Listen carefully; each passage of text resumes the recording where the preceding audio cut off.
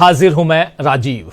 दोस्तों, देश की सियासत में एक बार फिर चुनाव की एंट्री होने जा रही है। आप जान रहे हैं कि दिल्ली में चुनाव है और उसके लिए नरेंद्र मोदी मैदान में आज कूद गए हैं। लेकिन उधर बिहार की अगर बात करें तो बिहार में जो चल रहा है उसका कितना असर देश और दिल्ली पर पड़ेगा, ये आगे हम समझेंगे। आप जानते हैं कि बिहार की राजनीति किसी भी वक्त करवट ले सकती है। अभी नीतीश कुमार एनडीए के साथी हैं, लेकिन जब लालू यादव से पूछा जाता है कि क्या नीतीश कुमार इंडिया गठबंधन में आएंगे, यानी महागठबंधन के हिस्सा होंगे, तो जवाब मिलता है कि क्यों नहीं, नीतीश आए और काम करें, हम उनका स्वागत करेंगे। इस विषय पर जब नीतीश कुमार से प्रतिक्रिया मांगी जाती है तो नीतीश बाबू कहते हैं कि हाथ जोड़ लेते हैं, कुछ नहीं कहते हैं।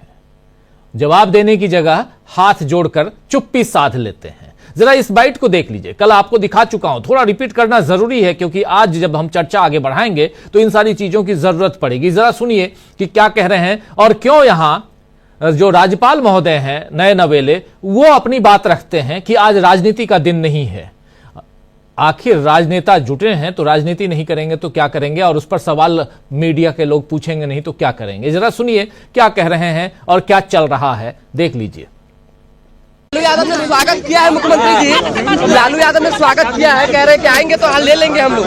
दरवाजा खुला हुआ है नीतीश जी के लिए। आज वोट का दिन है, आज पॉलिटिकल चीजें लालू यादव ने स्वागत किया है मुख्यमंत्री जी।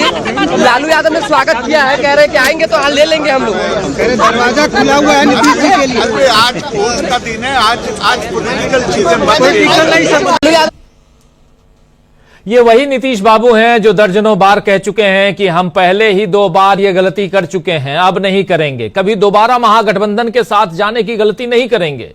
ये बात वो कहते थे। आपको याद ना हो तो जरा सुन लीजिए कि नीतीश कुमार जब अलग हुए थे 2022 के बाद से, ये लगातार 22 में आए, 24 में अलग हो गए और उसके बाद कई मंचों से दर्जनों बार कह चुके हैं कि अब यह गलती नहीं दोहराएंगे। और खासकर जब नरेंद्र मोदी होते थे तब तो और भी।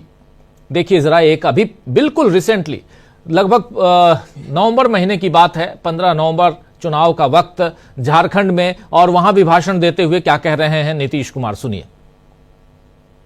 बीच में गलती कर दिया हम ही लोगों के यहाँ का कुछ लोग, हम लोगों ने तय कर दिया कि ये गलती नहीं, हम लोग तो शुरू में थे। श्रद्धेय अटल बिहारी वाजपेयी जी थे, उन्हीं के साथ थे, उनकी सरकार में थे, बाहर भी हर तरह से थे। आई बीच में बेमतलब का कुछ काम इधर उधर लोग कर दिया था, लेकिन ये सब संभव नहीं है। आप कभी भी नहीं, हम लोग शुरू से ही काम कर रहे हैं। आपको पता है 1995 से हम लोग साथ रहे हैं और एक एक तरह से, सब तरह से जो कुछ भी हुआ, काम हुआ, तो इसलिए हम लोग कभी इधर उधर नहीं जाएंगे। हम लोग पूरे तौर पर इनके साथ रहेंगे और ये पूरे देश का भी काम कर रहे हैं और बिहार के लिए भी इन्होंने काफी कुछ किया है। अब जहां कहीं भी जाते हैं वहां पर कुछ न कुछ और करवा देते हैं।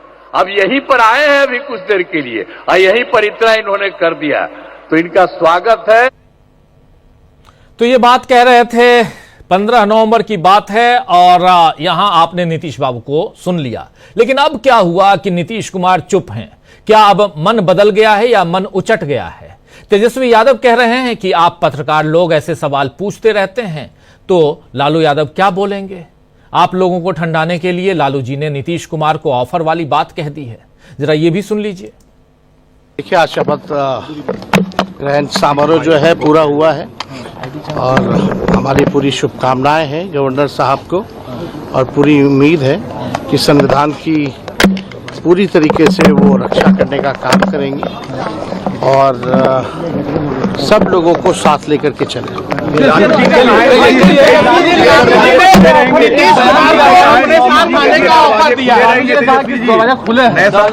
आप पत्रकार लोग आप पूछते रहते तो क्या बोलेंगे? आप लोगों को ठंडाने के लिए बोले।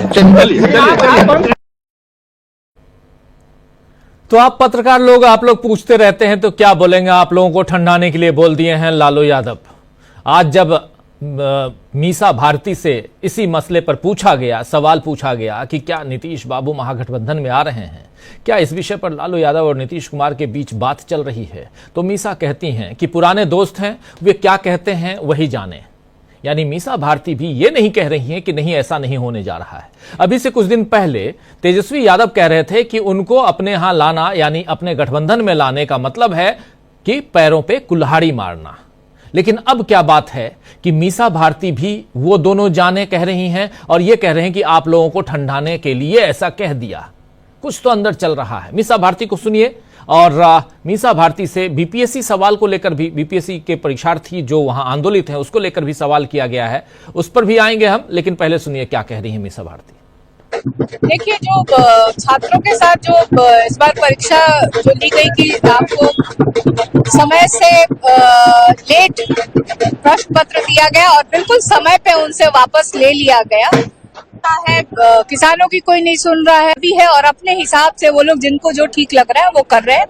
और मुझे लगता है कि जो चुनाव अभी इस बार होने वाला है, तो जिस हिसाब से सब लोग के अंदर आक्रोश है और मुझे लगता है कि सही समय पे सही सरकार को वो लोग चुनने जा रहे हैं। अपोजिशन ने भी प्रोटेस्ट निकाला था राजभवन मार्च का, कांग्रेस माले सब लोग थे, लेकिन आरजेडी उसमें शामिल नहीं हुई थी। इस पर सरकार सवाल उठा रही है कि क्या विपक्ष एकजुट नहीं है इस मामले पर? देखिए, मैं यही बार बार यही कह रही हूँ कि जिनके लिए सरकार को कुछ करना चाहिए, उसको ध्यान देना चाहिए, वो छात्रों पे ध्यान नहीं दे रहे हैं।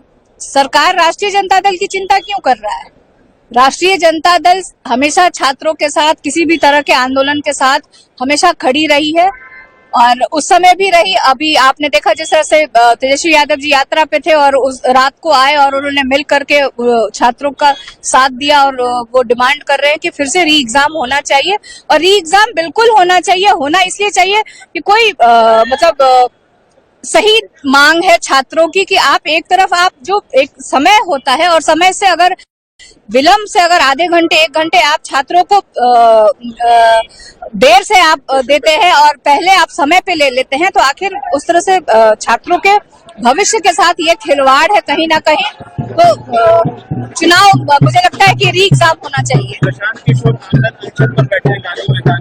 देखिए, बाकी सब लोग राजनीति कर रहे हैं, मेरा है कि अभी छात्रों का मुद्दा, उस पर ध्यान देना चाहिए, चाहे वो विपक्ष के लोग हो चाहे वो सरकार के लोग हैं। बीपीएससी जो छात्रों का जो डिमांड है, री एग्जाम होना चाहिए और हम जब तक नहीं होगा तब तक हम छात्रों के साथ हैं। लालू प्रसाद यादव ने कहा है कि नीतीश कुमार के लिए दरवाजा खुला है, तरफ तेजस्वी यादव कह रहे हैं कि नीतीश चाचा के लिए कोई रास्ता नहीं खुला है। तो देखिए, वो पुराने दोस्त हैं, वो क्या कहते हैं वो वही जाने।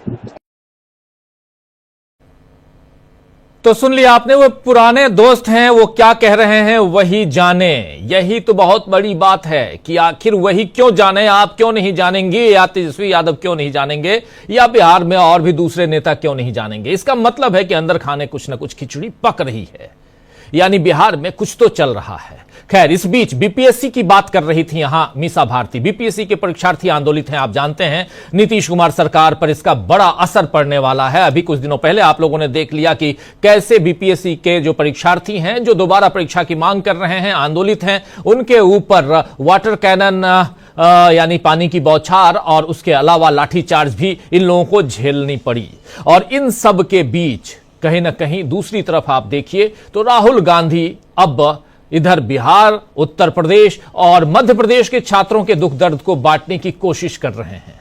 राहुल गांधी ने आज ट्वीट करके लिखा है, ट्विटर पर लिखा है कि भाजपा भारत के युवाओं का बिल्कुल एकलव्य जैसा अंगूठा काट रही है, उनका भविष्य मिटा रही है। सरकारी भर्ती में विफलता बड़ा अन्याय है। पहले तो भर्ती नहीं निकलती, भर्ती निकल जाए तो एग्जाम समय पर नहीं होते, एग्जाम हो तो पेपर लीक करवा दिए जाते हैं, और जब युवा न्याय मांगते हैं तब उनकी आवाज को बेरहमी से कुचला जाता है। हाल ही में उत्तर प्रदेश यानी यूपी और बिहार की घटनाओं के बाद अब मध्य प्रदेश में एमपीपीएससी में हुई गड़बड़ी का विरोध कर रहे 2 छात्रों को जेल में डाल दिया गया है। वो भी तब जब मुख्यमंत्री ने खुद छात्रों से मुलाकात कर उनकी मांगों पर विचार करने का आश्वासन दिया था। बीजेपी की सरकार ने छात्रों के भरोसे को तोड़ा है और लोकतांत्रिक प्रणाली का गला घोंटा है। छात्रों के अधिकार की लड़ाई में हम उनके साथ हैं। भाजपा को देश के युवाओं के हक की आवाज किसी कीमत पर दबाने नहीं देंगे।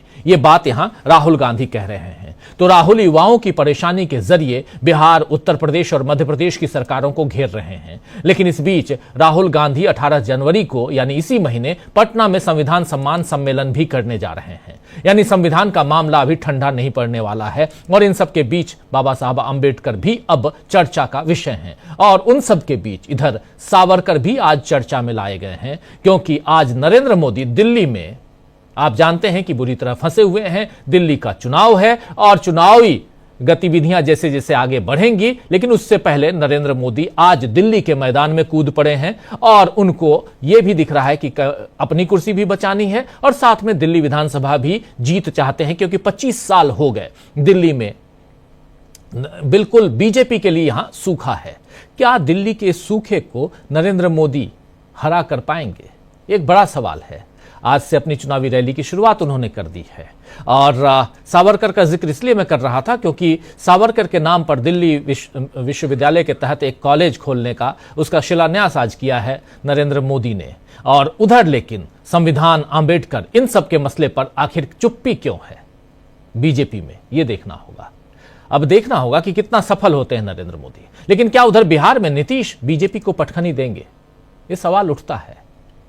क्या राहुल गांधी की एंट्री से बिहार की सियासत और गरमाएगी?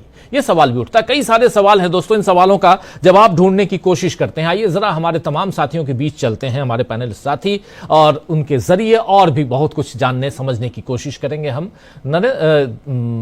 कुछ साल पहले जब नीतीश कुमार बीजेपी छोड़कर महागठबंधन, पहले वो बीजेपी छोड़ते हैं 2013 में, फिर अकेले चुनाव लड़ते हैं, 2015 में महागठबंधन में जाते हैं, फिर वो 2017 में महागठबंधन छोड़ देते हैं और एनडीए में चले आते हैं, फिर 2022 में एनडीए छोड़ देते हैं, फिर महागठबंधन में आ जाते हैं, इंडिया गठबंधन बनाते हैं और उसके बाद 2024 में उसको भी, चुनाव से पहले उसको भी छोड़ देते हैं और फिर अब फिर से 2025 की शुरुआत होते होते नीतीश बाबू के बारे में बहुत सारी बातें हो रही हैं और कहीं से ऐसा नहीं कहा जा रहा है, नीतीश बाबू ने भी इन बातों का खंडन नहीं किया है कि नहीं, आप लोग जो खबरें चला रहे हैं वो गलत चला रहे हैं। अभी तक तो कहते थे कि हम नहीं जाएंगे, मर जाएंगे, मिट जाएंगे, लेकिन अब उधर से इधर आ गए हैं तो नहीं जाएंगे।